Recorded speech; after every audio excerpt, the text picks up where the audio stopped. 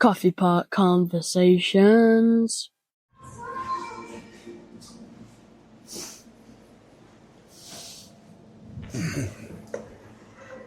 Bonjour et bienvenue to Coffee Pot Conversations, a podcast about Paris that started, and we'll just leave it at that. So, what's going on in the world these days? That comes up in the news, but one thing that I do want to cover, which I have missed.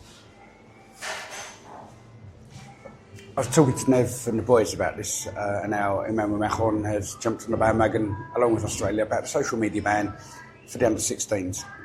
He wants to push it, so it's not going to be having mobile phones in schools from September. I have concerns about this. If you take something away, you have to replace it. And all you're doing is you're kicking the can down the road. You're going to implement these bans. All right, no smartphones in schools, I sort of understand, but then kids are using phones for homework. Teachers are setting homework on their phones. They're using QR codes. I've covered this in the previous episode. But I understand the social media aspect, but it's also social networking and social integration. And people they're doom scrolling. Yes, they are, but that's where it needs guidance. That's where they need to be educated. Not just the kids, but the parents. Parents are too busy. They're trying to cook dinner. They're trying to sort the house out. They're trying to make sure the kids are ready for school the next day. They can't always be there watching the kids. Now, the kid's going to sit there and scroll. And, yeah, we've all done it. I have. I restrict it. I'm not saying I'm great. There are nights myself and Nev will just send reels to each other. You know, I'm an Instagram man. I'll just flick. And that's what will happen. But for me, it's within constraints. I don't do it every night, don't do it every week. It'll just be once every couple of weeks. We don't live together, so it's a way of having a conversation, but non-verbal communication, which is very important. Now, if you look at one of the arguments that they're saying, it's because of what's being shown, the content, and it's creating anxiety in the youth. I remember a few years back, when I was growing up, 5-10 years ago, there's a big hoo-ha about body shaming women. And still, magazines continue to portray these super toned, super lithe women in their magazines. They also show the rich and famous in their magnificent mansions. From the day dot, I remember flicking open a Hello magazine, seeing Elizabeth Hurley. I was going to say John Taylor from Duran Duran, but Jasmine Le Bon. And you see all these people and you go, wow, what a great life, what a way to live. You look at Tower, you look at Made in Chelsea, Geordie Shore, it's Love Island, it's there everywhere you look. That's not social media, but it's there. We're almost made to feel lesser because we're not living up to these imaginary lifestyles. Now, if you take away that dream, not only the dream, but I'm not going to say the inspiration, but what are you taking away? You're taking away an ideology. Differentiate between real and not real. And I'm not just talking about AI, but now AI, they can create pictures, videos. I've even picked up yesterday a website that does music. I composed a little song yesterday using AI. It's pretty good. I need to do more work on it, but it's not too bad. But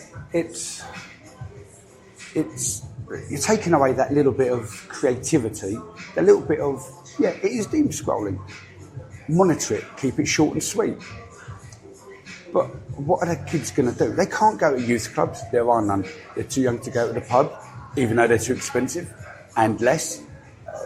So what they're going to start playing sport? That's great, but now the parents need to find the money for that. And they're going to go to the libraries, which are closing down, and you can't talk. So where's that social activity coming from? Where are they going to do this active learning? Nev, she uses Emily English. I'm not ashamed to say, some of that stuff's good.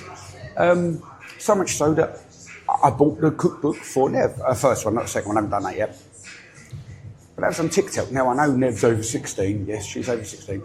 But Rory picks up information about sport on these social media sites. Jasper learns about different countries. He asked me the other day what's going on in Iran. Or was that Rory? Either way, one of them's doing it, and they're asking because they're finding out the news, because they're looking at decent content. The content I don't like at the minute, and I've never liked the regurgitated Parisian stuff, but look, it's a proper coffee pot conversation. Luckily, I've just checked now, I have press record. The stuff I don't like is one of the latest trends is you'll see a clip and it'll be in the top 7/8 of the screen. Underneath is a picture of someone reacting. That's all it is. That's all it is. It's just a non-verbal reaction. There's nothing going on their face. I saw one with the Salvador Dali mask, from Casa de Papel, Money Heist. What's the point? You're just using someone else's content, someone's material, you're putting on for I don't know what. Why do I use Instagram? I do it to inform people I've got another episode coming up, or just random photos of Paris. And the reason that came back is because I had a blog. Again, just talking about my life. Who cares? No one cares about my life. No one cares about my university degrees. No one cares that I'm doing a podcast. No one cares that it was my birthday the other day. My family care. And I think that's where I'm going to leave this conversation, because, my family do care. So, my birthday, 3 grey hairs and acid reflux. I've hit the big 5-0. Spent time with the boys. I spent time with Nev. A little bit of a highlight of which is later on in this episode. I did my 10-year anniversary thing with the boys and included Nev this time. Yep, she wasn't there last time because we weren't together. And that was 10 years ago. Flicking back over old photos, it's lovely to see how the boys have developed, how they've grown. They've taken on rugby. 10 years ago. I think I was just beginning my university career again, the second stretch. Hadn't even contemplated running. Now I've done 3 marathons, probably about half a dozen halves. Got the blog. I've got a bachelor's and a master's degree, but I've got the blog, I've got the Instagram, I've got the podcast, which has gone from audio into visual. The blog, by the way, an Englishman in Paris.blog. I do really need to update that. Instagram, an Englishman in Paris blog is my handle. And, you know about the podcast because you're watching it on Spotify or YouTube, or you're listening to it across many different podcast platforms. Anyway, thank you for sticking with me. I've got no idea what this music's doing in terms of whether it's going to get blocked because of copyright infringement. My regular shop has changed hands, and I was there too early because the transport systems have changed, so the train's earlier. It's just everything, and it's the day before recording, or day before release, sorry, so that's why this is, the news has been highlighted because I read about it this morning, being Monday morning. It's out on a Tuesday, so it's every second and fourth Tuesday. Anyway, it's a long-winded introduction. That's nearly 10 minutes worth of introduction. So I've checked my monitor and I can see that we are now going, Emmanuel Macron with the news. Emmanuel? Président? Monsieur Président? Is that you? No, Paul, it's still me. And unlike President Macron, Donald Trump doesn't speak to me because he knows of my dominance on the world stage. Anyway, swapping back to glasses just so I can read the news. I hadn't mentioned this previously as I'd simply forgotten to integrate it into last episode's news report. But Paris has recently introduced an interesting addition to its public transport options, quietly expanding the city's network in a new and innovative way. In the southeastern suburbs, a cable car system known as Cable C1 or Cable C1 began operating in mid-December. This new aerial connection links the towns of Créteil and Villeneuve-Saint-Georges, covering the route in just 18 minutes. Previously, this journey was made by bus, often a slow and crowded experience. Now, passengers can glide above the roads, rooftops and housing estates, enjoying a fresh perspective on their daily commute. The cable C1 is fully electric and runs almost without interruption, with cabins arriving every 20 to 30 seconds during busy periods. It integrates directly with Metro Line 8, allowing seamless transfers for commuters. The system is designed to handle around 11,000 passengers daily and has rapidly become a familiar part of local life. Besides regular commuters, the cable car is attracting others who are simply curious, eager to take in the views from above. During January, the system faced some challenges when storms brought strong winds, forcing brief suspensions to ensure safety. Thankfully, replacement buses were swiftly deployed to maintain service, minimising disruption. This new form of transportation represents an unusual step forward for Paris, which often focuses on underground expansion. Here, progress is visible above the city streets.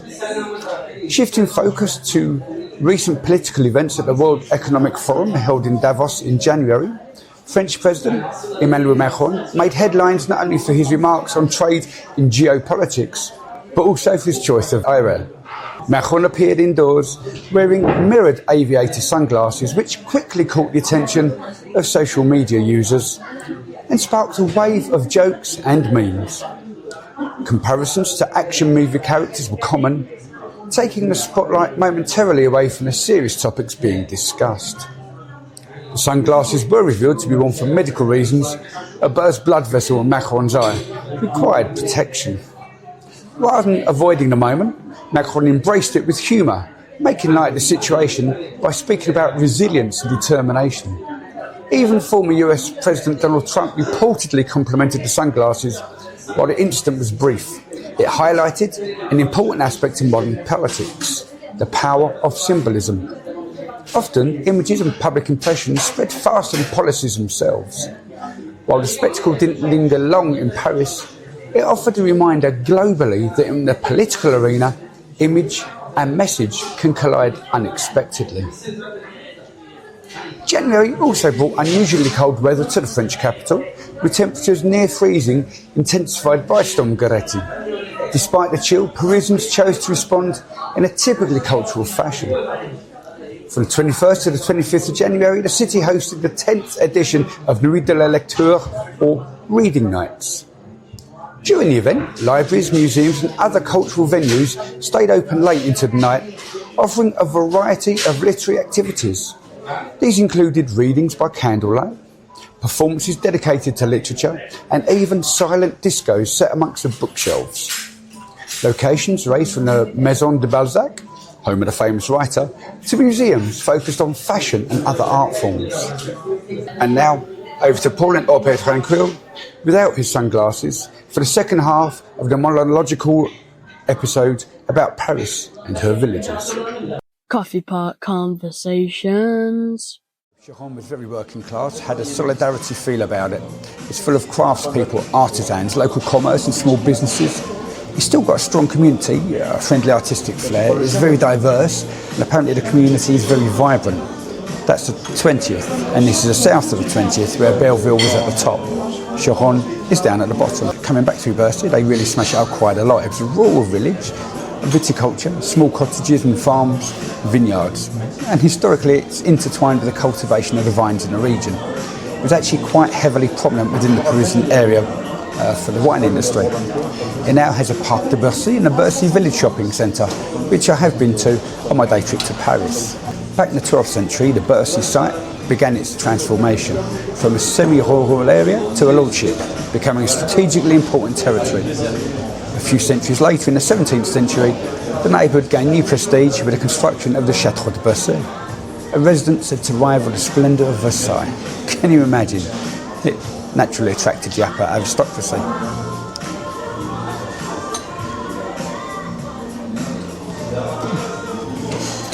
But it's truly in the 17th century that Bercy's destiny changed when Louis XIV granted tax exemptions to winemakers. This decision led to the creation of Bercy's first wine warehouse, an act that would leave a lasting legacy. But in the year 2000, the site was fully renovated to become Bercy Village. Built on a foundation to the old wine warehouses, classified as historic monuments in 1986, the original architecture was preserved to retain the soul of the place, while transforming it into a modern living space, blending shopping, dining and leisure in a truly unique setting. Today, Passy Village is known as a lively destination for the restaurants, shops, leisure spaces and the UGC Ciné Cinema complex, with easy access via Metro Line 14, Cours Saint-Emilion station. It's become a popular spot for both Parisians and visitors. So, moving around, we're going to hit back to the 13th, and in the 13th arrondissement was Gobelin, which was full of the royal tapestry and carpet manufacturers, skilled artisans and vibrant arts and crafts. And we still have the Musée de Gobelin, which is nice. I've not been in there. I walked past it as I went to, in fact, two boulangeries during my stay for the first marathon. Needed somewhere to go. They were sort of close by. Actually, little anecdote, I tagged one of them in my Instagram stories and named the wrong one. So I then went back, had a bit of a conversation, also Instagram. It was nice, it was lovely, it was polite. So apologies to both for the little mix-up.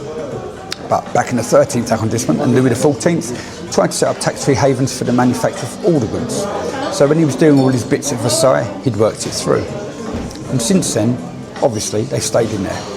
The industry has declined quite a bit, but yeah, so the Musée de Gobelin is still around. Go pay it a visit. Let me know what it's like if you wish to. 14th is also swallowed up into Paris. And 14th is my favourite. I'm not going to go on too much about it. But the main part of 14th is the catacombs, I would say. Montparnasse is, I always thought the 14th. Turns out the Tour Montparnasse is in the 15th. Not my favourite place, and a lot of people feel the same. I thought it was going to be something better, but I guess COVID hit and shopping declined, and that's one of those things. However, while we're talking about the 15th, Grenelle, as well as Vaugirard, also swallowed up. And we're making our way across the Parc André Citroën. Again, not been there. So what do we know about Grenelle and Vaugirard? Well, Grenelle was very much a spa resort with market gardens, focused very much on relaxation and leisure. It was a laid-back and picturesque ambience. You can add vineyards as well, if you like. Looks a bit of a theme, this vineyard in Paris thing. It's amazing, but it was, yeah. Vaugirard, very down to earth. They're now, especially 15th, it's very much sort of a built residential area. Obviously, little pockets aren't quite that way, but it's not, not how it used to be. But hey. So, pros and cons with everything, with developments and improvements, as it were. So we're moving on to the 16th, and we have Passy, which was, as we know, the mayor of Passy deciding it was going to come up with a great plan of the Escargot numbering system. So what do we know about Passy? Not one I've been to, although I do believe I ran through it for the Paris Marathon. But Passy, very upscale and impressive mansions, wealthy residents and very intellectual and cultural elite. It was a refined atmosphere, and artists and writers as well as the upper class resided here. Resided here. Yeah, anyway, you can see some expensive houses that, likewise, when you run out of Bois de Vincennes, or run into it, there's some nice houses around there as well. The extremes of Paris, the extremities of Paris, have these nice places as well as the extremes. You can see, if you look at the 10th compared to the 16th, total difference. But that's like with every major city, every capital. It's the way of the world. So, Passy is now very historically elegant, full of refinement and also cultural institutions and museums. Yeah, it's nice. It's not what I would call typical Paris, but if you want a little bit of a break from the main parts, pop over to the 16th, have a little look. You won't be upset, although you might be, depends what you're after. But that also then connects to the Bois de Boulogne, and within there we have the Fondation Louis Vuitton, and we also have the Parc Bagatelle. We also have the Chateau de Bagatelle in the Bois de Boulogne, and Richard Wallace of Wallace Fountains. He actually lived out his final years at the Chateau de Bagatelle, dying there on the 20th of July in 1890. He's buried at Père Lachaise, and I've mentioned that in episode, I think it was 2.1 of the Wallace Fountains.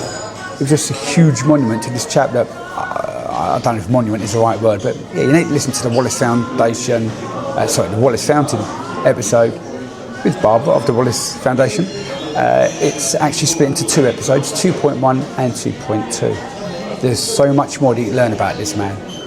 Not just the fountains, but the man and his collection as well. He's got the Wallace collection over in London, which my nan absolutely loved. I went there a few times with a favourite piece, the Laughing Cavalier. Nothing to do with him, but obviously he's an art collector. I've also been with the in-laws in more recent times.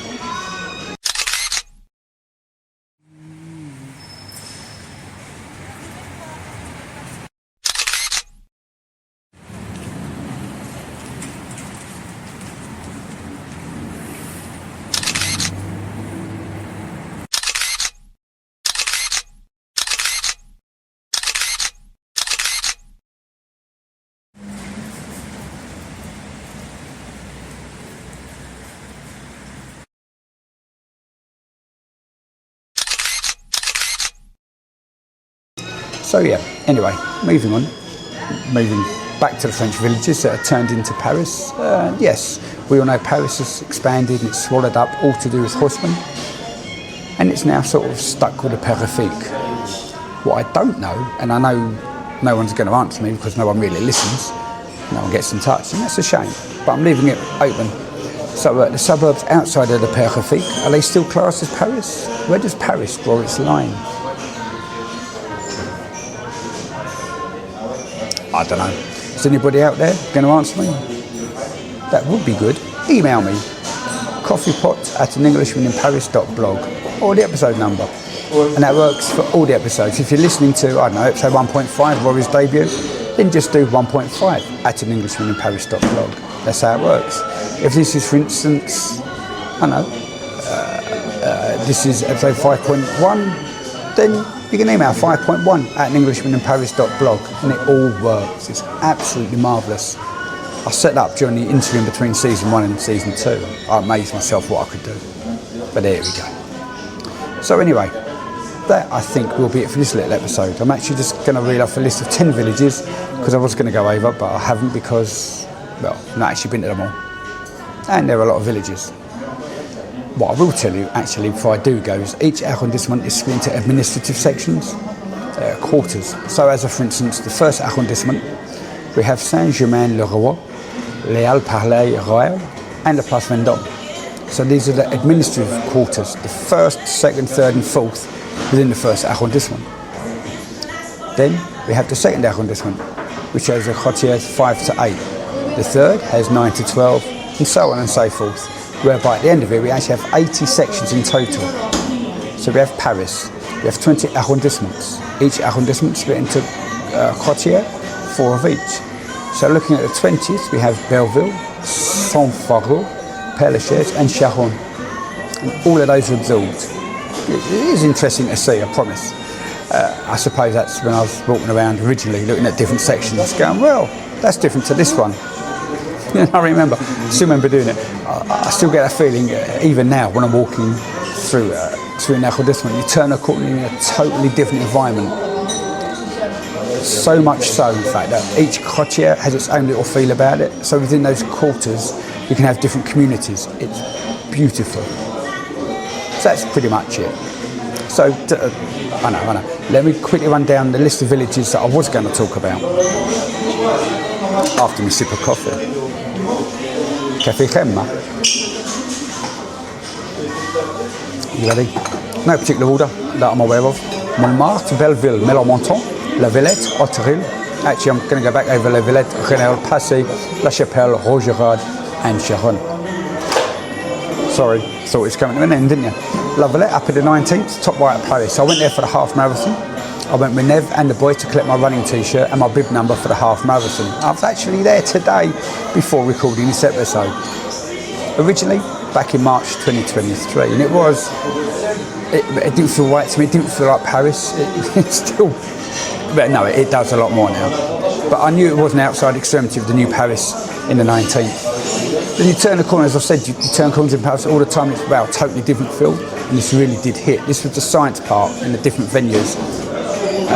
Back in 2023, I had to go to the Petit Halle, but you do have Parc de Villette, and it's got things like Cité de Sciences, Philharmonie de Paris. It's just full of all bits of modern engineering, which is amazing to look at. And the hall we went into, it was just like a big exhibition hall. And we have them here, and that's fine. They have the smaller one, the bigger one, the music venues. Then as we left, that's when we went into one of the McDonald's, one of the 3 that we've been into, which Jasper mentioned again in 1.9. So yeah, we had the Royal de la Villette and La Petit Halle de la Villette. We walked past like a giant dragon thing. And that was pretty cool. I again saw that today. It's a huge slide coming out of the mouth. Yeah, I'd like to spend more time over there and have a proper look around to see what's going on. Obviously get caught up with different things. Today I was just walking along the Canal Saint-Martin. Yeah, another episode, although that one won't take long, I promise you. Anyway, you don't always get the chance to do what you want to do. And if I can take us away from the 19th for a moment, taking a jog all the way over to the other side of Paris, down to the bottom left, back to the 16th in Vaugirard. And we went to the Point de Versailles Expo to collect my marathon tops. Both times I did a marathon, 2022 and 2023. the first time we stayed in the 13th. We got across in the tram, that was quite nice. The second time we got there quite early. We went to Rue de Vaugirard and popped I stayed outside of Dupont de Versailles, a little cafe. We just watched the world go by. I believe we mentioned that in one of the episodes, as well as I believe we mentioned that in episode 1.1 on eating in Paris with Nev. If it wasn't that, then it would have been when Nev co-hosted with me on episode 1.8 avec Claudine. I'm sure it was the first episode, my debut episode upon launch. Seems such a long time away. Long time ago. Seems a long time back. Anyway, that's really bad grammatics, and for that I paid £10,000 for my creative writing masters. However, Vaugirard down on the 16th, again full of market gardens and vineyards, very rural and down to earth. Now, it's quite residential with modern buildings and parks. It's very green spaces. It's a nice mix of city space and relaxation. Bear with. Moving from Port de Versailles to Port d'Orléans on the 14th, which another village absorbed in 1816. The 14th arrondissement, yes, still my favourite. So I stayed with Nev when we did the 10K back in 2023, and we stayed just next to Parc Montmartre, which is a separate episode mentioning the parks of Paris. That's later on in the season. I may also do a separate episode of the runs of Paris. Not having the runs in Paris, but the running of the runs in Paris. Running in Paris, you know what I mean? Anyway, so Port de Lyon is stationed on line 4 of the Paris Metro, as well as being stopped on tramway line 3A. Do I mean Port de Lyon? Port de Orléans. Anyway, it's in the 14th arrondissement, but in the quartier of Petit Montrouge, which, as I said before, you've got the main arrondissement. It's all split up in the quartier, so quarters. Which, as I said before, you've got the main arrondissement. It's all split up in the quarters, quartiers, Petit Montrouge. Now, the funny thing is, the extension line. Opening up in 2013, Marais de Montrouge is actually the first new station of Line 4 in almost 100 years, and it stops in Montrouge, which is a place that I used to visit on the other side of the Périphérique, where La Vache Noire. It's a lovely little area. I had to walk around there just on the last day. I found a stay for the 10K back in, I believe that was in June, so Port d'Orléans. The trains from Orléans used to stop here. It's connected to Gare d'Orsay, which is now Musée d'Orsay. I'm not going to go into that on this occasion, but it's quite fascinating looking into how the railways used to work. All right, just quickly going over to Gare d'Orsay. It was the first electrified urban terminal station in the world. Opened 28th of May 1900 in time for the 1900 Exposition Universelle. So again, just going over expos as well as Paris being quite an achieving city. A lot took place in Paris, and with the French as well, which we don't really always know about or give credit for. And I'm getting more and more impressed with the French the more I learn about them, which we will learn about in the future episodes, generally like this monologue episode. So just to finish, Gare d'Orsay turns into Musée d'Orsay, which I've not been to. I've walked past it, but it's the station, the Gare d'Orléans. It was the original one, turned into Gare d'Austerlitz, which we're going to mention Austerlitz in the future Napoleonic episode. How about that? I've got a lot to cover. At least you know what's coming up later on. Not this season though. So I'm just going to leave that there, because this episode has had very little direction. I knew what I wanted to say, didn't really get around to saying it, and the stuff that I did say, it wasn't well said. However, this has been a great little episode, just covering the fact that Paris has expanded. It's absorbed villages into its main state, which are now, 150, 160 years later on, all part of main state Paris. So next time in the outer arrondissements, just remember they weren't always a part of Paris. Coffee Pot Conversations. And thank you for watching episode 5.2, Paris and Her Villages, part 2. Now, I know everyone knows about the 20 arrondissements and Escargot,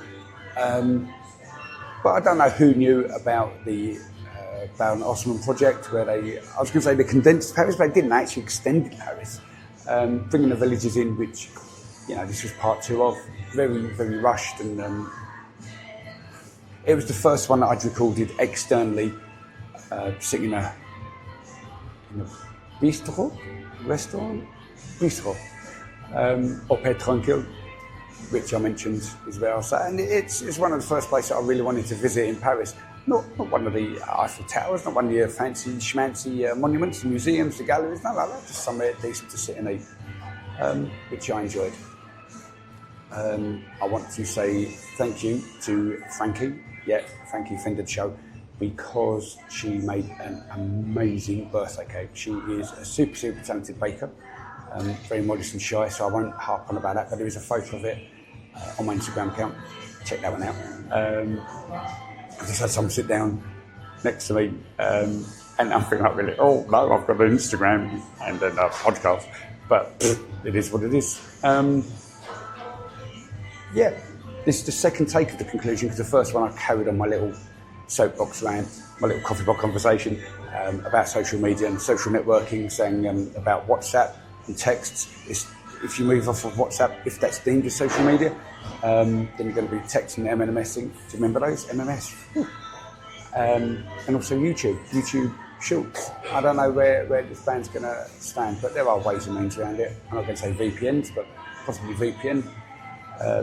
Just faking your age because they want, photos, so you just hold up someone else's photo and that's you. Ways and means. If you're going to take away, replace something. So that's about it. I'm going to mention Jasper's birthday as well, which is coming up. I've actually remembered to mention that one, so that's a winner. I'll probably mention it next episode as well. And talking of Jasper, which was a really bad cue, Jasper. No, I keep doing that, but it isn't about Jasper. Well, it is, but it's time for Jasper's jingle. Coming up on Coffee Pot Conversations. We have episode 5.3. I haven't decided which one it is. I may change the location, or I may keep it and do the op-ed tranquil ones in one hit. Maybe release them in the order that I recorded them. Not necessarily wrote them though, but recorded them. We will also find somewhere a little less noisy, and hopefully in a less rushed fashion. But every second Tuesday, every second Thursday of the month, January to May, July to November. That's about it. So, Rory, it's over to you.